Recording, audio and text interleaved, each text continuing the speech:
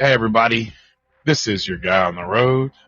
It is March the 9th, 2026. We have Tadpole Trucker in the house, L29 absent today. It's almost like we're playing phone tag with both of them. But yeah, we have a good show for you. We're going to pretty much get Tadpole's input and things like that. And so we're going to be talking about cryptids again tonight and the big guy. So hope you guys are in for a good night, and I hope you enjoy the show. Remember, truckers spend more nights on the road than almost anyone. And some of the road's stories are true. Some are legends, and some are just tales from the road.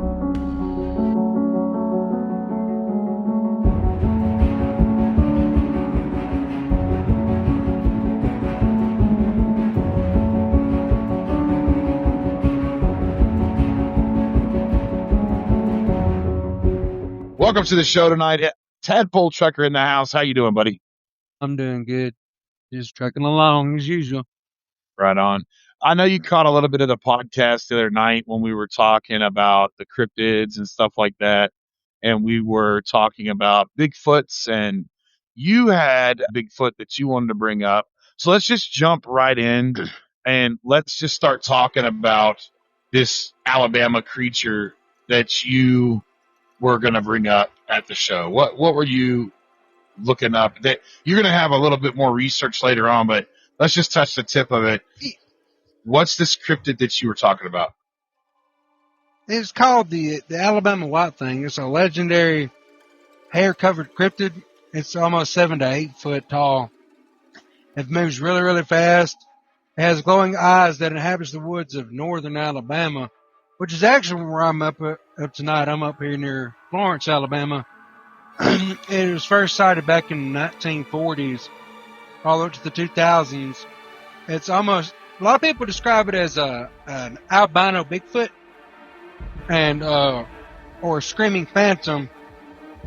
And some people even reported some as like a cat-like beast. You know what I'm saying? And there's been multiple sightings. Now, me personally, I haven't seen it, but I know friends who have, and I don't know what to think about it. Well, let's get into it. The appearance is usually described as having a thick white or gray fur standing on two legs and possessing red eyes, much like the Mothman. The behavior, it's known for letting a high-pitched scream, moving very fast, and having a smell foul. It's primarily reported in the North Alabama region, near rural areas, specifically around like the Little River area or the Little River Canyon, and the vicinity of the Cortland Big Dance Creek. Often referred as a regional Bigfoot, it is sometimes called the slow thing or the slough thing, Slough, in older accounts. You ever heard of that word? The slough? It's called a slough. A slough. Okay, so there you go. So a slough. Why do they call it a slough? The older people, they call it that. Why is it called that? So, do you know what a slough is?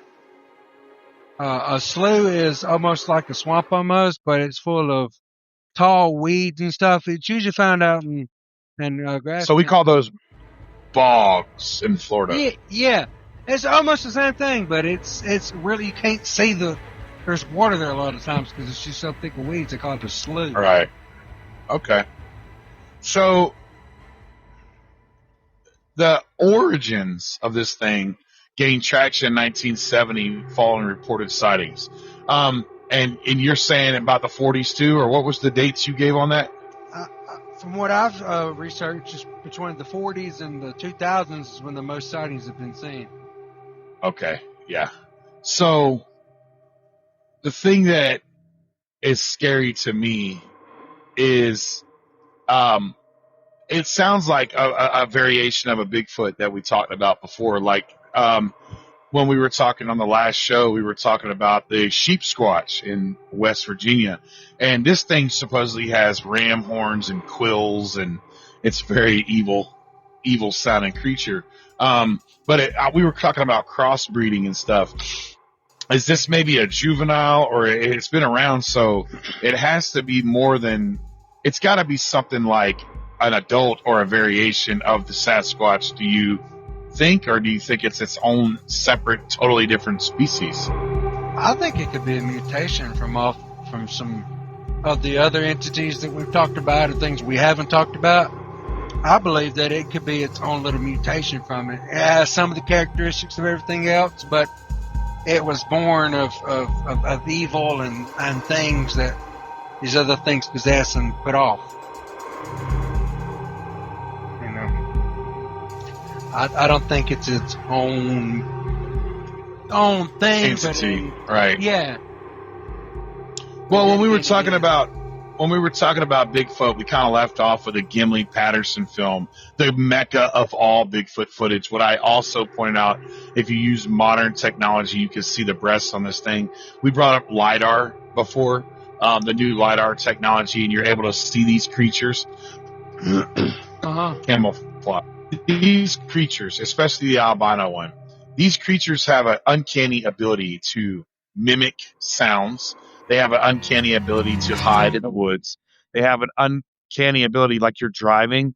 And we talked about the shadow people, but there's been times where some people are driving down the road and they might see this entity or creature snatching roadkill or something, and they're in the dark with their dark fur and they're standing there luminous, the night watchers or the dark ones.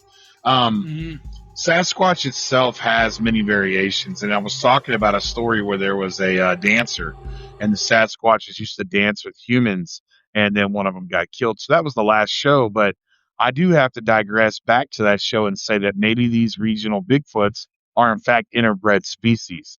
We do know that a lot of theories point to migration of the species, and we know that they moved from the northwest to the northeast and down into the southern areas of the country there, but it's not specifically America, but we're talking about America. But there are reports in Russia, China, Asia in general. There's also over there in Papua New Guinea, they have reports of a small, hairy-like ape man that runs around. So I do believe these things can travel. I do believe in America they're migrating. I'm very concerned about the migrational patterns, because I know that the population is starting to boom in areas that it never has. And with that comes deforestation. What do you think are going to be the impacts of these territorial, aggressive creatures? Not the ones that are so placid and laid back, but the ones that are actually territorial and aggressive when they move into an area and take over. What do you think is going to be the impacts on people or them? Are they going to reveal themselves finally? What's your thoughts on that? I honestly think that that it's going to be dangerous for both humans and these things, because they're going to get aggressive, because we're destroying their home, their habitat, they're moving places where they're not familiar with, having to do things they're not familiar with, and in turn, they're going to hurt people, and in turn, where they're hurting people, humans, we're going to retaliate and hurt them. So I feel like, excuse me, in a sense, I feel like that they're on the verge of somewhat, of extinction. What if they were a thing way before our time? Like, they've been around for a long time. Well, what if they're on the verge of extinction and all they're trying to do is survive, but we're taking away their home and forcing them out into the open and causing all this? I feel like it's going to be detrimental to both sides. Well, current reports say that you could talk about interdimensional shifters. You could talk about aliens dropping them off on the planet. Maybe this is a nature preserved and they thrived. But the early indications that they could be a giant Pithecus, which was a prehistoric ape that came over on the land bridge. I believe they're all of that. I believe they could be anything in between. I believe they're unnatural, but they're natural. I believe they were here before we were here. I believe that Bigfoots, in the sense, Sasquatch, Redman, Dogman, Sheepsquatch, Some of these could be demons that are fallen and that they're exposing themselves from the time of Lucifer when he fell from heaven and he took the fallen ones with him. I do know that you guys down in Alabama have what's called a booger. Do you know what a booger is? I've heard of it, but I haven't actually looked into it. So I told the story on the podcast up at northern Alabama with this woman and her children, and she shot one of these things. They're called dogmen, is what they really are classified as. They have a long snout like a dog. They have pinback ears, almost like werewolf-like appearance. But they gallop on all fours. They hunt, they kill, they chase. They're highly territorial. Some reports of dogmen almost look like they have a Down syndrome. They don't have a dog face. They just look dog-like. There was a report out of lower Alabama all the way into the borderlands when I said that last show. These border patrol agents that are in New Mexico, Arizona, Texas, the dogmen's down there, and there are reports of this dogmen, and they have come on these shows, and they do stalk the border patrol agents. They have film where these creatures are down there on all fours stalking these border patrol agents and these cartel members. They're very highly aggressive. They're very, very territorial. I don't know why they've moved into the desert area. I know they're more like wooded area, but maybe because of the population. But I'll tell you about a story about this other incident. A lot of these creatures, when they come up to a house, they like to tap, rap, knock, beat, especially if they get out of their area, like the woman that shot this creature that left that divot in the ground and all that stuff. A lot of the times that these creatures show themselves, especially a Sasquatch or a dogman in particular, or a booger in Alabama, they show their teeth. You ever been to the zoo and they flip their lips up, like they just show their grin? You know, like they flip their, have you ever seen that? Okay, that's how these creatures perceive to do. They like to flip their upper and lower lips up and down and show their teeth. And they like to particularly do it through the windows at night of children. When the adults wake up, it's almost like a ruse. If we go back to Native American lore, we know that they would lure the men away on a hunt and wait till they left, and they would come and grab the kids and the women at the village. It's kind of weird when your dad or mom wakes up. You tell them there's a monster outside your window. What does your dad usually do? You know, he goes outside, checks for stuff, and it's kind of almost... to me, it's an indicator that these creatures are intelligent, first of all. But why are they doing this to humans? To scare them? To take them? Are they hunting them? But to flip their lips up and do this grimace, to beat on the door, these are aggressive things that they're doing, but they're not taking or killing the people after that.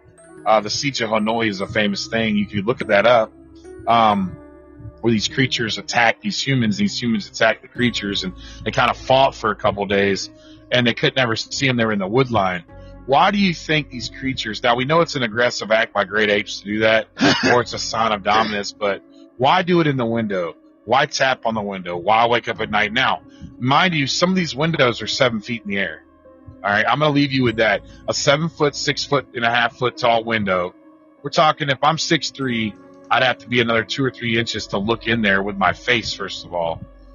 They can also see where the thing put his hand. You know, when you look through a window, you put your hand over your head to block out the light or whatever, and you can see in the house. Okay, they have the handprint there. They have the dermal ridges. And they also have a report of a child with the creature flipping its lips up, tapping on the window in an aggressive manner, and basically terrifying the kid. And after the kid got terrified, it almost seemed to laugh. Okay? Tell me your thoughts on this particular report.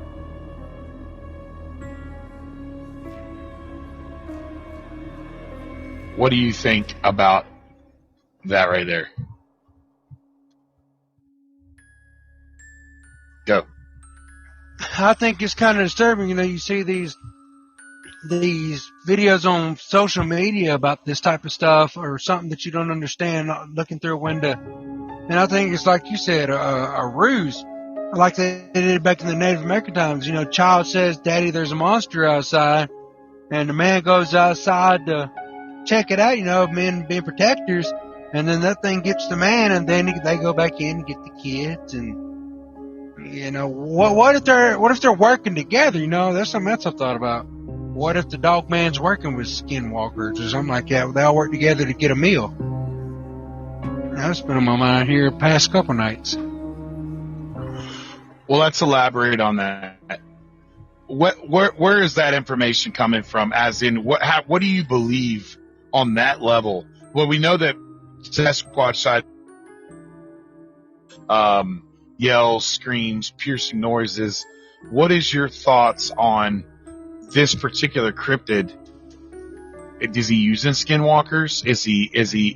Are they infecting people? Why flip the lip like that? Why show the kids? Why show their lips at all? Why flip their lip and grin? Why do all that? What's the point? Well, if you as a man, you know, you've got children, I've got one on the way. If your son was to say, "Oh, Daddy, there's a monster outside," all plain as day, you're gonna be like, "Yeah, whatever," you know. You're not gonna think much of it. But if their child seems genuinely terrified, you're gonna want to go check it out and see why your child is so terrified. So I feel like they're lifting that lip up, so that child is genuinely terrified, so you know it's a true reaction, and that they can go check it out. Yeah, and what's particularly terrifying is they seem to be pinpointing the women and the children, these boogers. Sasquatch in general, there was a story about a tribe. I don't know the exact people. I mean, I've read so much stuff. I do know that they had a problem with the red man. The red man was an 8-foot tall Sasquatch-like figure. And I want to say these were either the Choctaw, the Apache, it could have been the Blackfoot. I mean, somewhere in that northwest area, you know, they had a problem with this species of Sasquatch. When the men would go out hunting, the women would get taken. We don't know if it's for interbreeding or anything like that. But we do know they would be taken as some children. Now, these men would come back. Well, they knew about the Sasquatch. That's what their name for it was, the hairy one. And they went to this hairy one and they communicated, and they used to be singers. Apparently they would sing with the tribe. They had great songs and great stories. They got along with a lot of people. And they actually were one with the community. And something happened and they had a falling out. Well, they went to the hairy ones to ask for help. Well, the hairy ones said that we'll help you. And they have there has been recorded language, and forgive me, I ought to just play it. I think what I'm going to do is just play it on the show. But there is a way they talk, and it's like, it's like clicks and stuff. It's very evil sounding. I don't like it. I don't like how when I hear it, it freaks me out. It's almost like I should not be hearing it. But they have recordings of it. And the thing is they asked the hairy ones to help stop the red man. And so they fought this war, this battle with the red man, but they told the Native American people, if we do this fight, then this will be the last time we interact, and this will be it. So we can't interact. We have to go your own way.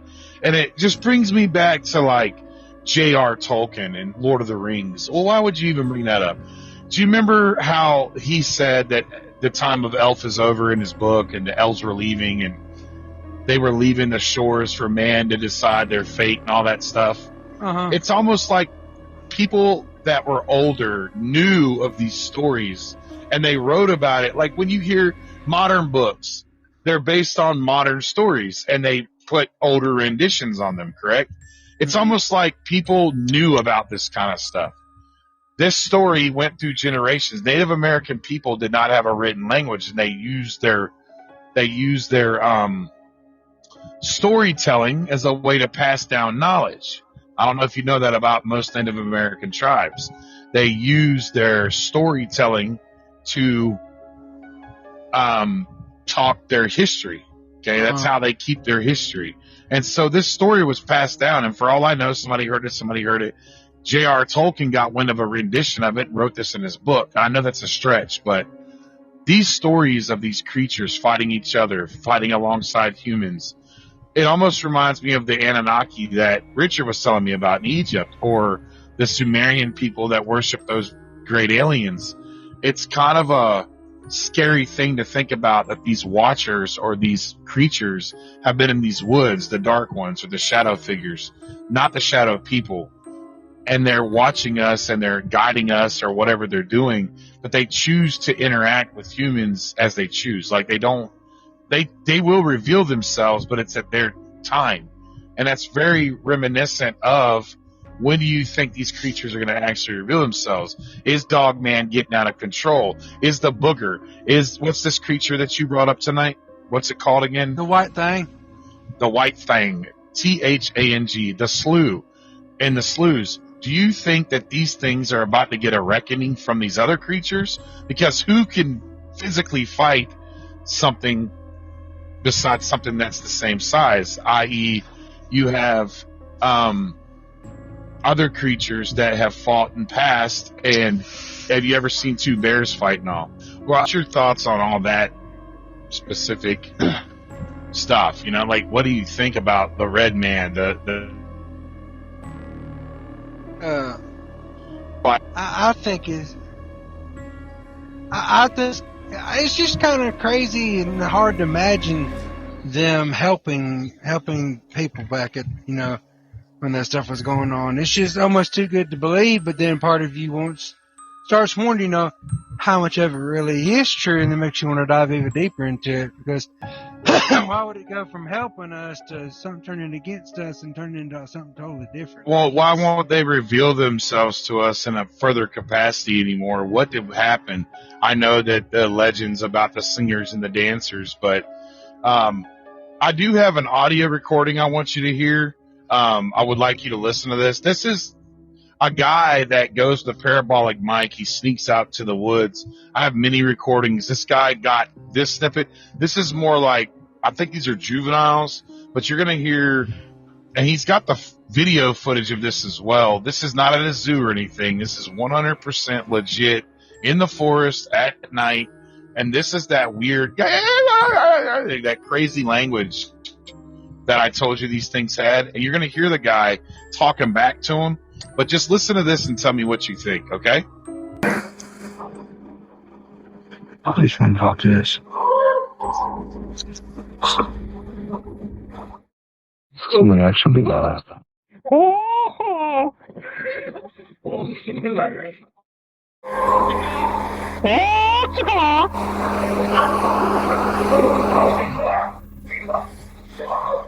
Now that you've heard that, now that's just a snippet. What's your thoughts on that? If I heard that in the middle of the night and I'm out there in the woods, I'm about to shit it and get it. I'm not about to sit around and talk to it. But you hear him talking back to the creatures, yeah? Yeah, I heard him talking back to it. It's weird. It's almost now that's like. Now that's not at all. Did you hear that? Did you hear that? Yeah. Gremlins speak. Now, did that not make you feel like that's something you should not be hearing, maybe? Yeah, it's like it's talking to something else, and we just have it's like a forbidden thing. Yeah, it makes you feel some type of way.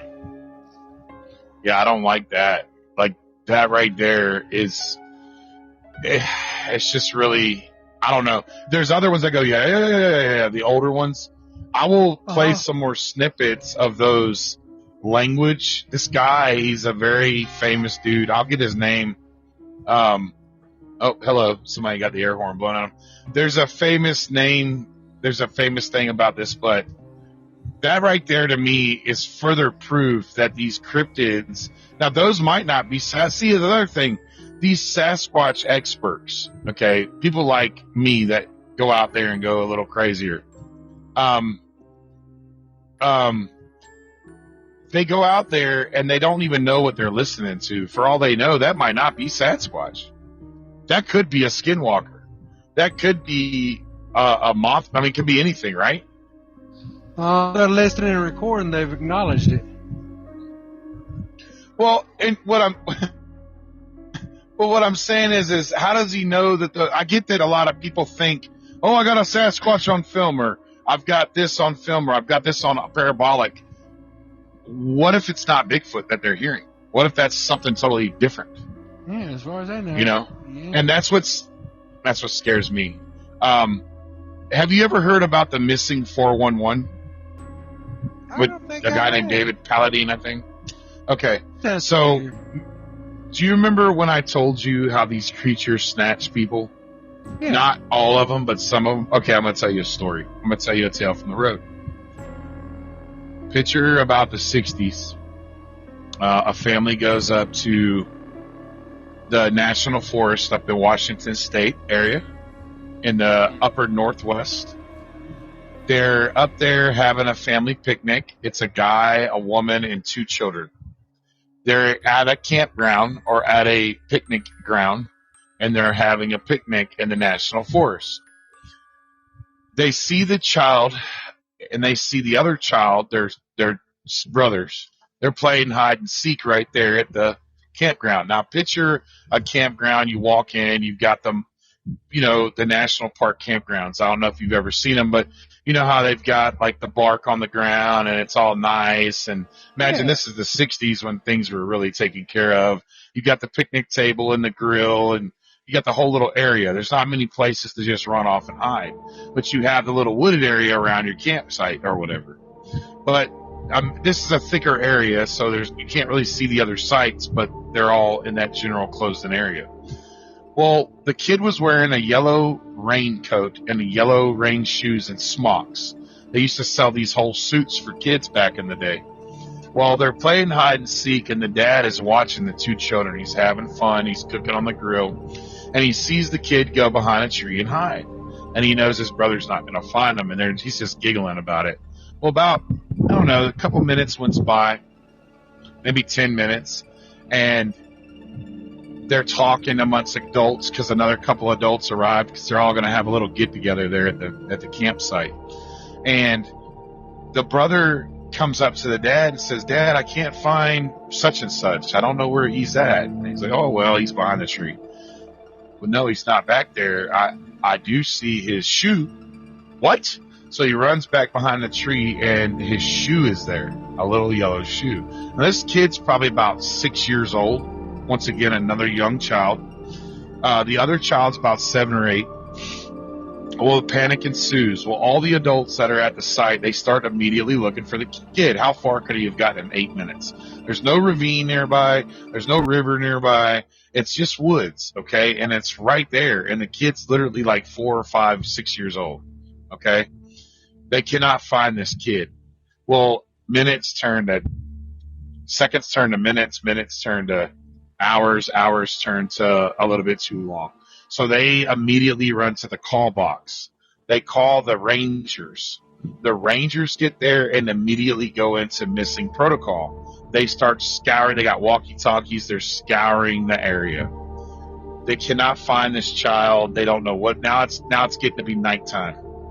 Well, they get about 6 p.m. in the evening time. They get a radio call that there's something odd going on about 30 miles to the west of their location. Well, they get over there. Now, remember, the dad and them, they're stuck. Well, they go over there, whatever.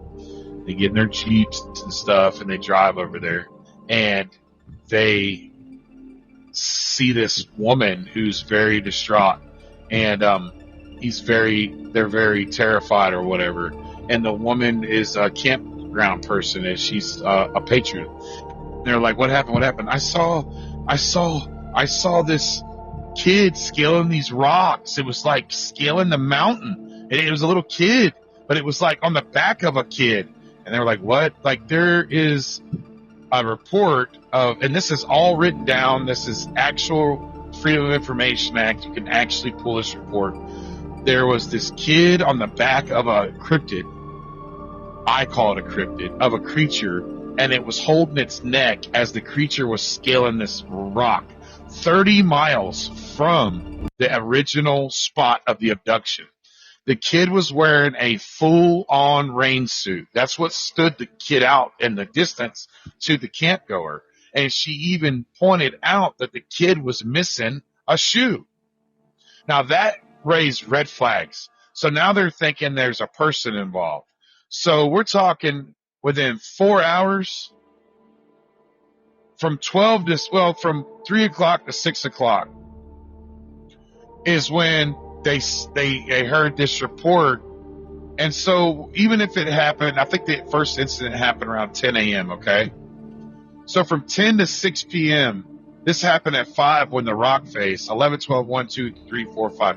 In 7 hours, how does a person snatch a child, traverse mountainous, rocky, wooded terrain,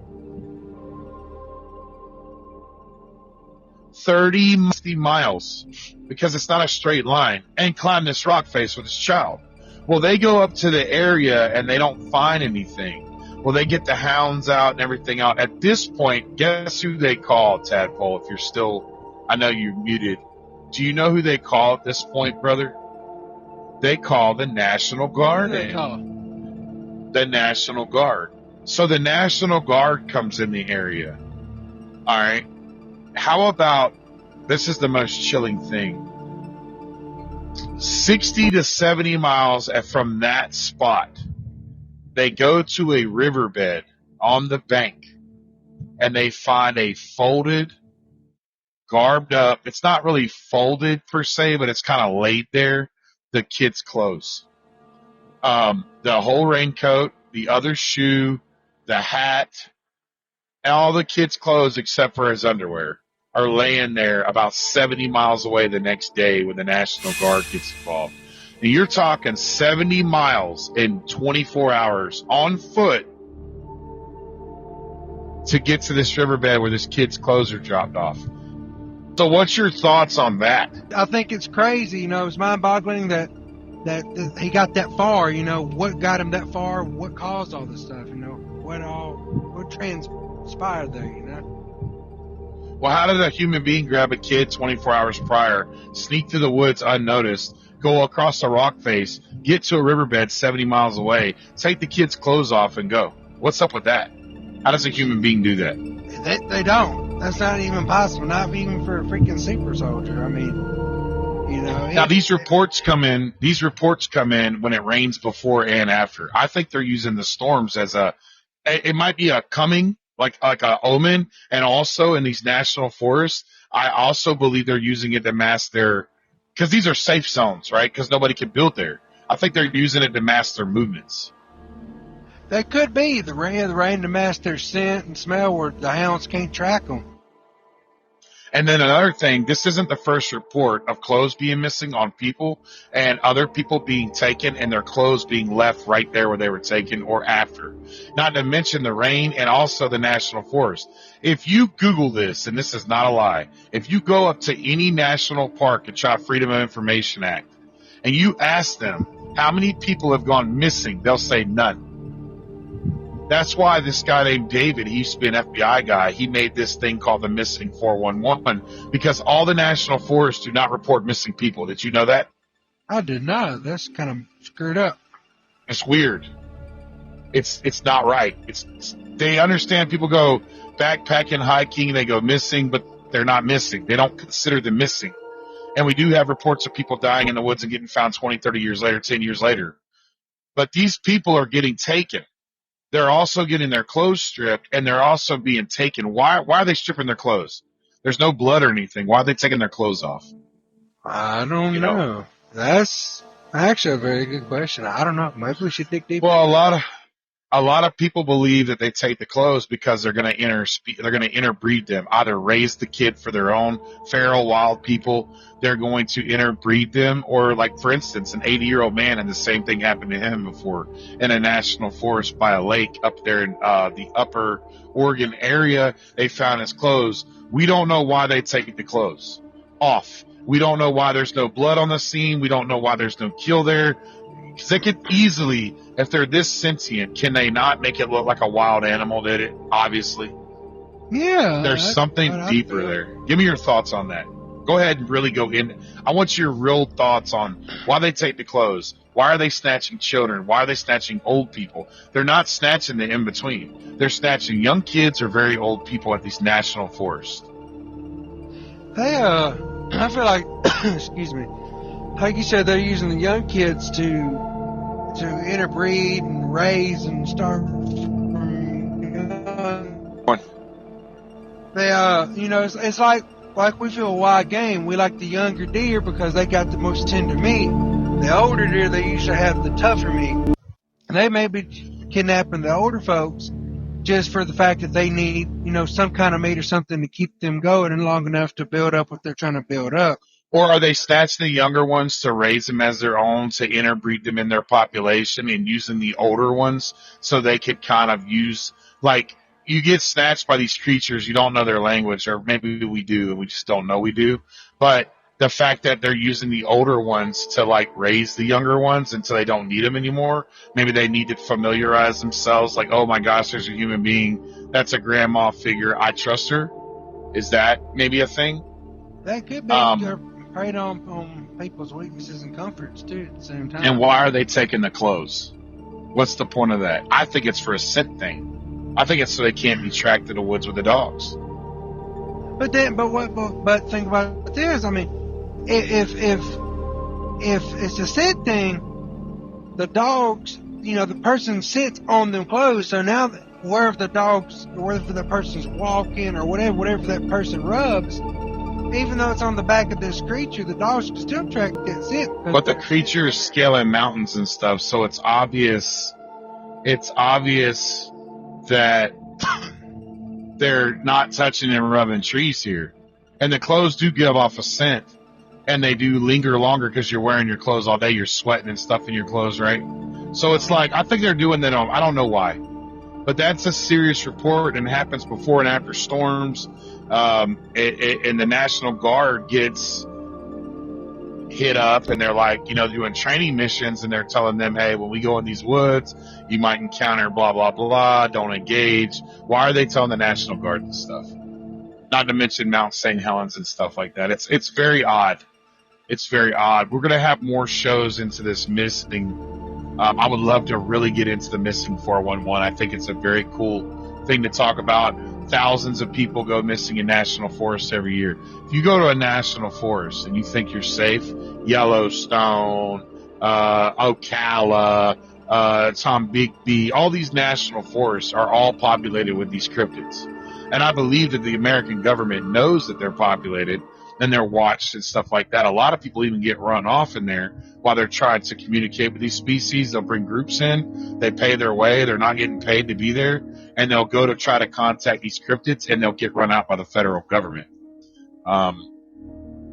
What's your final thoughts on tonight's episode? We just touched the tip again. We're still on cryptids, but what's your thoughts on the Bigfoot, the Sasquatch, the hairy one, the red man? What's your final saying about these cryptids before we leave tonight with the next show? I think it's uncanny that they can live among us and we not even realize it. They could be in your backyard, where right there 15 foot from you, you not even realize it. But I just think it's cool but scary at the same time. I want to know more about them, but I want to keep digging into this even more. Well, just remember when you're out at night, you're taking out the trash, and you live in that rural area, not in the suburbs, you feel that feeling of heaviness on you.